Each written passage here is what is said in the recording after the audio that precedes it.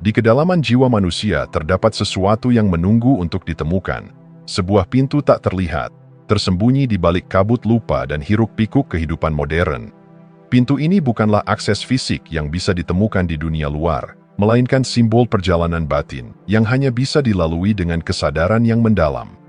Ia mengajak kita untuk melampaui kebisingan pikiran, menggapai inti keberadaan, dan menghadirkan kebenaran diri sejati. Pintu dalam diri adalah metafora yang digunakan oleh banyak tradisi spiritual untuk menggambarkan perjalanan kembali kepada diri. Namun, perjalanan ini tidaklah mudah. Selubung ketakutan, keraguan, dan gangguan duniawi seringkali membuat pintu ini tidak terlihat oleh mata batin kita. Dunia luar penuh dengan distraksi, ambisi material, ketergantungan teknologi, dan pola pikir yang berakar pada ego. Semua ini menciptakan ilusi bahwa kebahagiaan dan pemenuhan berada di luar diri kita.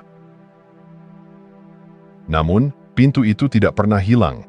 Ia selalu ada, menunggu untuk ditemukan kembali. Setiap kali kita merasakan dorongan untuk bertanya, apakah ini semua yang ada? Atau saat kita merasa hampa meski telah meraih banyak hal, pintu itu memberikan isyaratnya. Ketukan lembut itu datang dalam bentuk intuisi, rasa rindu akan sesuatu yang lebih besar, atau bahkan rasa tidak puas yang mendalam. Semua itu adalah undangan untuk memulai perjalanan kembali ke dalam.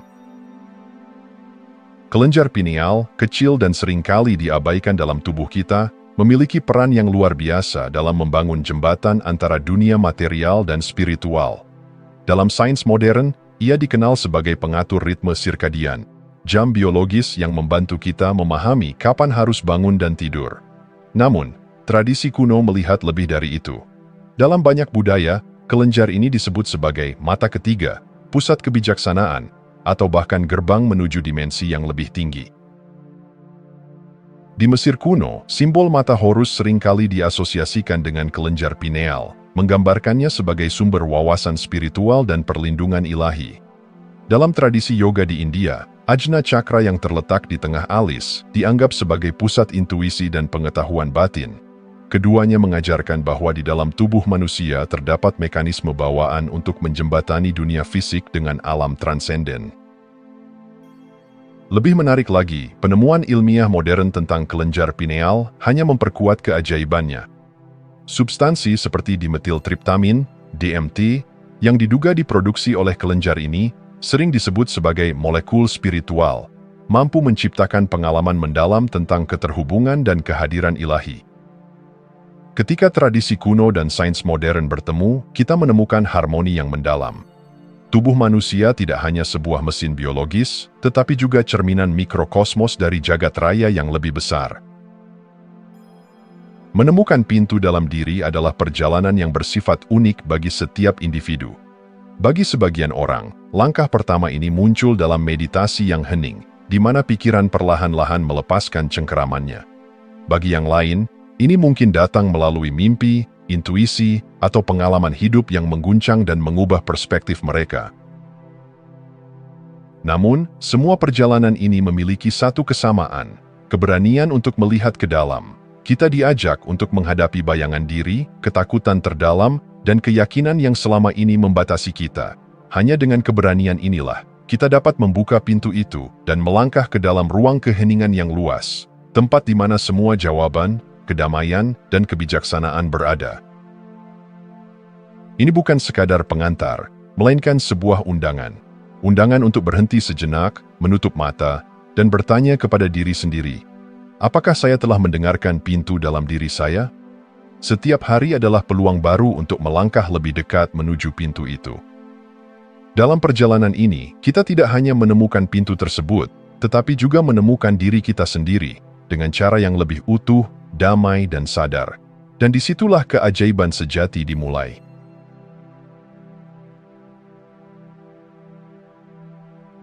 Kesadaran yang lebih tinggi bukanlah sesuatu yang hanya dimiliki oleh para mistikus atau orang-orang suci. Ia adalah potensi bawaan yang terpendam dalam diri setiap manusia, menunggu untuk dibangkitkan melalui praktik yang tepat. Untuk mencapainya, kita perlu memadukan kebijaksanaan kuno dengan pemahaman ilmiah modern. Dalam bab ini, kita akan menjelajahi cara-cara untuk menyelaraskan tubuh, pikiran, dan jiwa guna membuka pintu menuju kesadaran yang lebih dalam. Dunia ini dipenuhi dengan tradisi kuno yang menawarkan peta menuju kesadaran yang lebih tinggi. Dari ritual matahari terbit suku-suku kuno hingga yoga dan meditasi dari India, setiap tradisi memiliki inti yang sama, penyelarasan dengan ritme alam dan pencarian harmoni batin.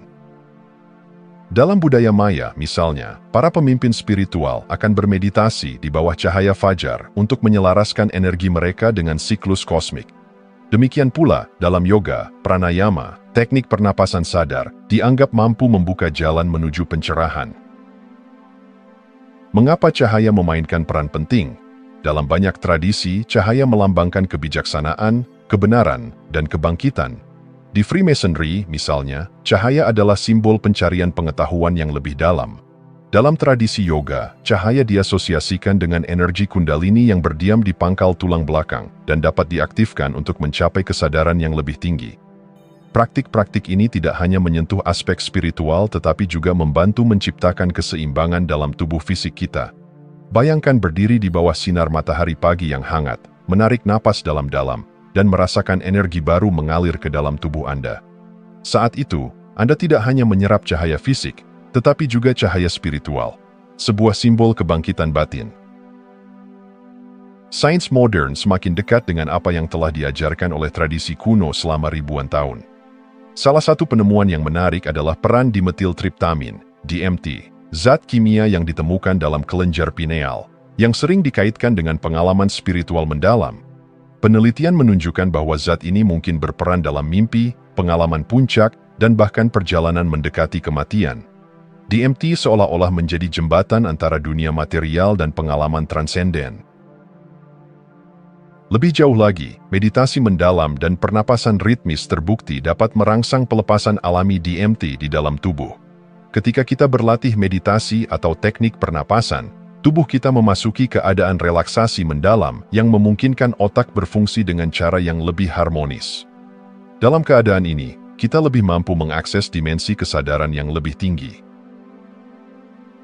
Ilmu pengetahuan kini memahami apa yang selama ini disimbolkan oleh tradisi kuno. Tubuh manusia adalah instrumen yang sangat canggih, mampu membuka pintu-pintu menuju dimensi yang lebih tinggi jika digunakan dengan kesadaran penuh. Namun, dalam dunia modern yang penuh tekanan, fungsi alami tubuh dan pikiran kita sering terganggu. Cahaya buatan, stres kronis, dan pola tidur yang tidak teratur merusak ritme alami kita. Kelenjar pineal, yang begitu penting dalam pengaturan kesadaran, menjadi malas ketika kita terus-menerus terpapar cahaya biru dari layar gadget, atau tidur dalam kondisi yang tidak gelap sepenuhnya. Tetapi tantangan ini bukanlah akhir dari cerita. Ada cara-cara sederhana namun efektif untuk memulihkan harmoni dalam diri kita. Tidur dalam kegelapan total, mengurangi paparan cahaya biru di malam hari, dan berlatih meditasi secara teratur adalah langkah-langkah praktis yang dapat membantu mengembalikan fungsi optimal kelenjar pineal. Latihan pernapasan yang teratur juga dapat membantu menenangkan sistem saraf dan menciptakan ruang untuk pengalaman kesadaran yang lebih tinggi. Praktik-praktik ini mungkin tampak sederhana, tetapi kuncinya adalah dedikasi. Kesadaran yang lebih tinggi tidak terjadi dalam semalam. Ia adalah hasil dari komitmen harian untuk mendengarkan tubuh, menyelaraskan pikiran, dan membuka hati. Dalam setiap napas yang diambil dengan penuh perhatian, dalam setiap meditasi yang dilakukan dengan tulus, kita mendekatkan diri pada potensi sejati kita. Bayangkan diri Anda berdiri di tepi lautan, melihat cakrawala di mana langit bertemu dengan air. Dalam momen itu, Anda merasakan ketenangan yang mendalam, seolah-olah dunia memberi Anda izin untuk berhenti dan hanya ada. Inilah inti dari kesadaran yang lebih tinggi, bukan sekadar pengalaman luar biasa, tetapi kemampuan untuk melihat keajaiban dalam momen yang paling sederhana. Dan ketika Anda melangkah di jalan ini, Anda tidak hanya menemukan dunia, tetapi juga diri Anda yang sejati.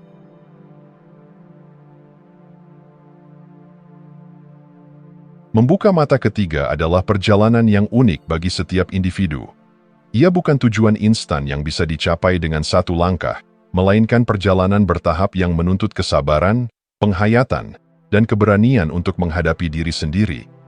Dalam bab ini, kita akan menyelami tahapan perjalanan menuju mata ketiga, perjalanan yang membawa kita lebih dekat pada kebenaran hidup dan makna mendalam keberadaan.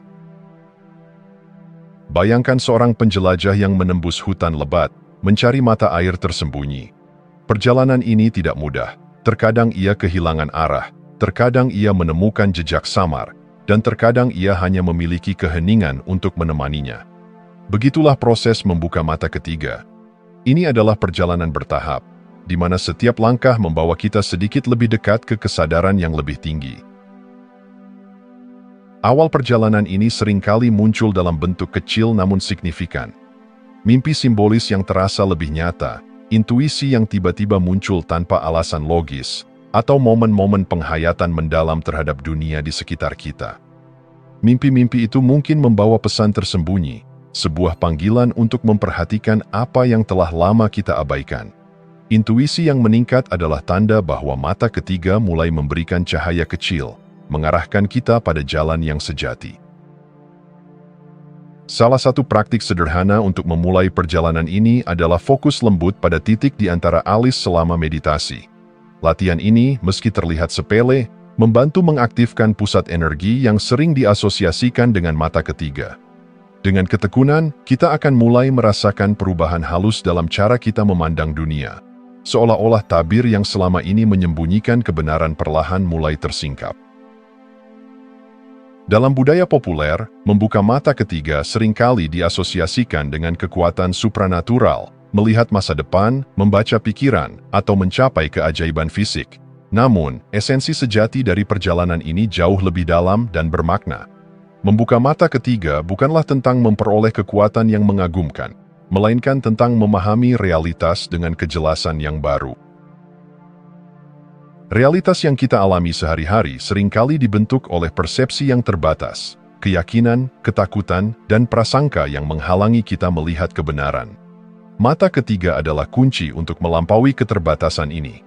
Ia membantu kita memahami bahwa segala sesuatu di dunia ini saling terhubung, bahwa setiap tindakan kecil memiliki dampak yang meluas, dan bahwa hidup adalah jaringan yang indah dari keterkaitan yang mendalam. Ketika mata ketiga terbuka, kita mulai menemukan keajaiban dalam keseharian. Sebuah senyuman dari orang asing, embun pagi yang mengilap di daun, atau bahkan keheningan di tengah hiruk-pikuk kota menjadi pengingat akan keindahan hidup yang sering kita abaikan. Kita mulai memahami bahwa dunia bukanlah tempat yang terpisah dari kita, tetapi cerminan dari kesadaran kita sendiri. Seperti perjalanan apapun yang berharga, membuka mata ketiga juga memiliki tantangan. Saat kita melangkah lebih jauh, kita mungkin menghadapi bayangan dari masa lalu, ketakutan yang tersembunyi di dalam diri, atau godaan untuk kembali pada kenyamanan lama. Proses ini tidak selalu mudah, tetapi setiap rintangan adalah kesempatan untuk bertumbuh. Salah satu rintangan terbesar adalah keraguan, baik terhadap diri sendiri maupun terhadap perjalanan itu sendiri. Namun, ingatlah bahwa keraguan adalah bagian alami dari proses. Ia ada bukan untuk menghentikan kita, tetapi untuk mengajarkan kita tentang kekuatan keyakinan. Ketika kita terus melangkah meskipun ada keraguan, kita menemukan kekuatan yang sebelumnya tidak kita sadari. Pada akhirnya, membuka mata ketiga bukanlah tentang mencapai sesuatu di luar diri kita, tetapi tentang melihat apa yang selalu ada di dalam. Ia adalah perjalanan untuk mengenal diri sendiri, untuk memahami dunia, dan untuk menyadari bahwa kehidupan ini adalah anugerah yang tak ternilai. Mata ketiga adalah pintu menuju kesadaran penuh, kemampuan untuk hadir sepenuhnya dalam momen ini, dengan mata yang terbuka terhadap keindahan, kebenaran, dan keterhubungan segala hal. Ketika Anda melangkah di jalan ini, ingatlah bahwa setiap momen adalah bagian dari perjalanan. Tidak ada langkah yang sia-sia, tidak ada pengalaman yang tidak penting. Setiap napas, setiap pemikiran, dan setiap tindakan membawa Anda lebih dekat pada cahaya batin Anda. Dan ketika mata ketiga Anda benar-benar terbuka, Anda tidak hanya akan melihat dunia yang berbeda, tetapi Anda akan menjadi bagian darinya dengan cara yang baru dan mendalam.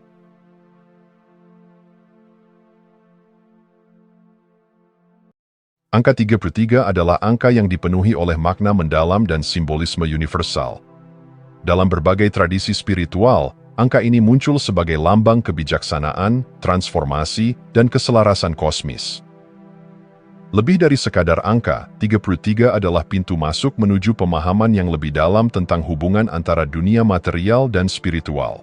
Bab ini mengupas simbolisme angka 33, menghubungkannya dengan pengalaman manusia, dan menawarkan praktik-praktik untuk merasakan esensi energi angka ini. Sejak zaman kuno, angka 33 telah dihormati sebagai simbol transformasi dan pencerahan. Dalam tradisi Kristen, usia 33 adalah waktu Yesus menyelesaikan perjalanannya di bumi, usia di mana pengorbanan tertinggi membawa transformasi bagi umat manusia. Dalam konteks ini, angka 33 menjadi lambang transendensi dan penyatuan dengan yang ilahi. Dalam numerologi, angka ini dikenal sebagai Master Teacher, angka yang mengajarkan kebijaksanaan tertinggi melalui pengalaman hidup. Ia melambangkan kemampuan untuk melampaui ego, menyatukan kepedulian terhadap diri sendiri dengan dedikasi untuk melayani orang lain. Angka 33 mengingatkan kita bahwa perjalanan spiritual tidak hanya tentang pertumbuhan pribadi, tetapi juga tentang memberi kembali kepada dunia. Tradisi lain, seperti Freemasonry, juga memandang angka 33 dengan penghormatan besar. Dalam tingkatan tertinggi Freemasonry, angka ini melambangkan pencapaian pengetahuan spiritual dan penguasaan diri. Ia menjadi simbol puncak perjalanan manusia menuju kebijaksanaan sejati. Angka 33 bukan hanya simbol abstrak, ia juga memiliki hubungan yang mendalam dengan struktur fisik manusia dan kosmos. Tubuh manusia sendiri mencerminkan angka ini. Tulang belakang memiliki 33 ruas tulang, yang sering dianggap sebagai jalur energi spiritual, yang naik dari dasar hingga mahkota kepala. Dalam konteks ini, angka 33 adalah simbol penyatuan antara makrokosmos, alam semesta, dan mikrokosmos, manusia. Di dunia spiritual, angka 33 sering dikaitkan dengan geometri sakral, pola-pola harmoni yang mendasari keberadaan alam semesta. Pola-pola ini mengajarkan bahwa segala sesuatu di dunia ini saling terhubung melalui keseimbangan dan keselarasan. Ketika kita menyelaraskan diri dengan energi angka ini, kita dapat merasakan hubungan yang lebih dalam dengan dunia di sekitar kita, seolah-olah kita adalah bagian integral dari simfoni kosmis yang agung. Keselarasan angka 33 juga mengajarkan kita tentang perjalanan spiritual yang seimbang. Tidak hanya tentang mendaki ke tingkat kesadaran yang lebih tinggi, tetapi juga tentang tetap membumi, menghormati tubuh fisik, dan menjalani kehidupan dengan integritas.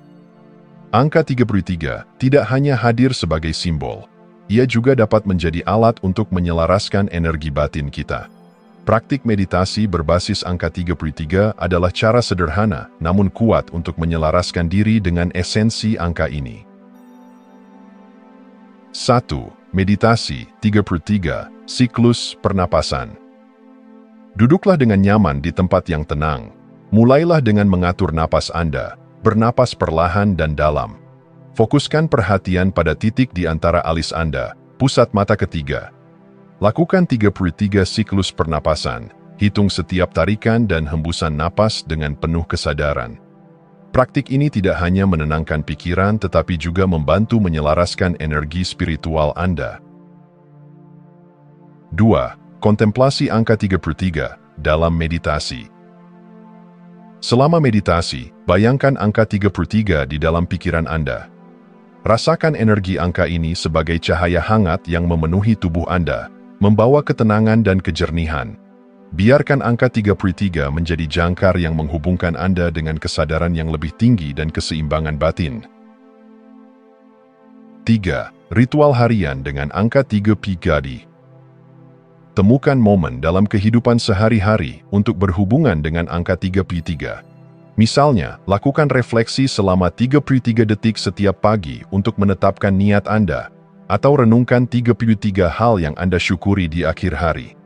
Ritual kecil ini dapat menjadi cara untuk membawa energi transformasi ke dalam kehidupan sehari-hari. Angka 33 mengajarkan kita bahwa perjalanan spiritual adalah tentang harmoni antara tubuh dan jiwa, dunia fisik dan dunia spiritual, individu dan kosmos. Angka ini adalah pengingat bahwa kita adalah bagian dari sesuatu yang jauh lebih besar dari diri kita sendiri, namun dalam diri kita juga terdapat kekuatan untuk menyentuh keabadian. Ketika Anda merenungkan angka ini, biarkan ia membawa Anda ke tempat di mana batas-batas antara saya dan kita, antara dunia luar dan dunia dalam, mulai memudar. Dalam angka 33, ada pelajaran mendalam, bahwa kita adalah jembatan antara dunia yang terlihat dan yang tak terlihat, antara apa yang kita ketahui dan apa yang belum kita pahami. Dan ketika Anda mulai hidup dengan kesadaran angka ini, Anda tidak hanya akan menemukan harmoni dalam diri sendiri, tetapi juga menjadi saluran bagi harmoni itu untuk mengalir ke dunia di sekitar Anda.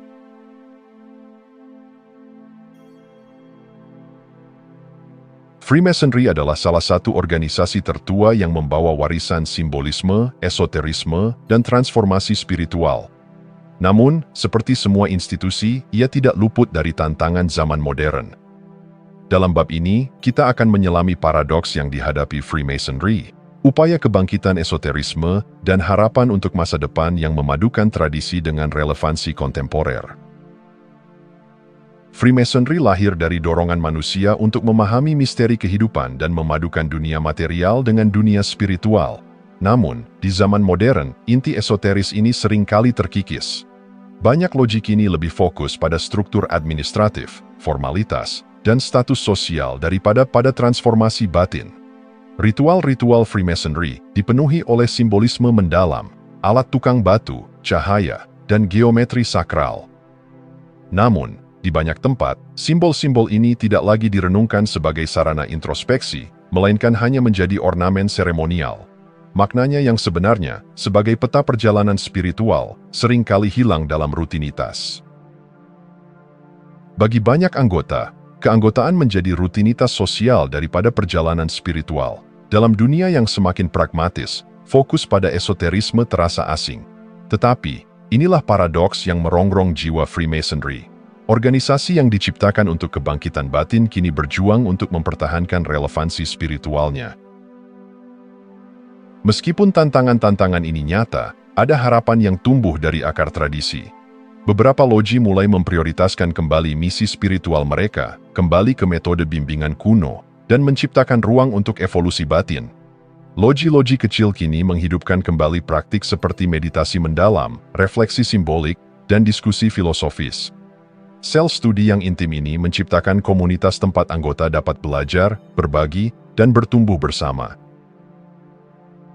Alih-alih mengejar hierarki berdasarkan usia atau status material, beberapa loji menekankan meritokrasi spiritual. Mereka menghargai dedikasi anggota terhadap praktik-praktik batin dan pengabdian pada nilai-nilai Freemasonry. Generasi muda yang haus akan makna mendalam mulai memasuki Freemasonry, membawa energi segar dan semangat eksplorasi. Mereka menuntut lebih dari sekadar ritual kosong. Mereka mencari pengetahuan sejati. Para pemimpin bijaksana menyambut gelombang ini, membangun dialog yang mempertemukan kebijaksanaan masa lalu dengan tantangan zaman modern.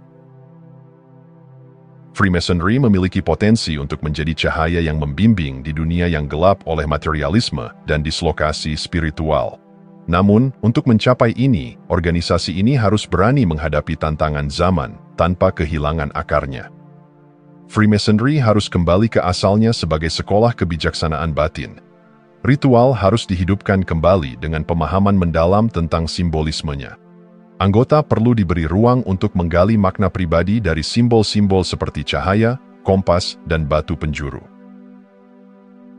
Dengan meningkatnya minat pada esoterisme, Freemasonry dapat menjadi sumber kebijaksanaan bagi masyarakat luas. Namun, pengetahuan ini harus dibagikan secara bertanggung jawab, menjaga keseimbangan antara keterbukaan dan penghormatan terhadap rahasia sakral. Freemasonry dapat menjadi tempat perlindungan spiritual bagi mereka yang mencari transformasi. Dengan menyediakan praktik seperti meditasi, lokakarya refleksi, dan eksplorasi teks-teks kuno, loji dapat menjadi pusat pertumbuhan spiritual yang dinamis. Freemasonry, dalam esensinya, adalah tentang cahaya, cahaya yang memandu manusia dari kegelapan menuju pencerahan. Meski terguncang oleh tantangan modern, warisan ini masih menyala. Apa yang dibutuhkan adalah kemauan untuk menyelaraskan kembali dengan visi spiritual yang mendasari organisasi ini. Sebagai individu dan komunitas, Freemasonry memiliki kesempatan untuk menghidupkan kembali kekuatan simboliknya. Dengan menghidupkan kembali praktik-praktik autentik, melibatkan anggota dalam perjalanan spiritual yang nyata, dan menyelaraskan diri dengan nilai-nilai universal, organisasi ini dapat menjadi pelopor kebangkitan spiritual global. Dan ketika Freemasonry berdiri sebagai cahaya yang menerangi perjalanan manusia, ia tidak hanya akan menemukan kembali dirinya sendiri, tetapi juga memberi dunia alat untuk menavigasi masa depan dengan kebijaksanaan dan integritas. Jika Anda masih menonton, saya ingin mengucapkan terima kasih. Jika video ini bermanfaat dan menambah wawasan, silahkan membagikan video ini dengan orang lain. Pertimbangkan juga untuk subscribe di channel ini, karena dukungan Anda akan sangat membantu dan berharga. Jangan ragu untuk berbagi pengalaman atau pemikiran Anda di kolom komentar. Semoga hari-hari Anda selalu dipenuhi dengan kelimpahan dan kebahagiaan.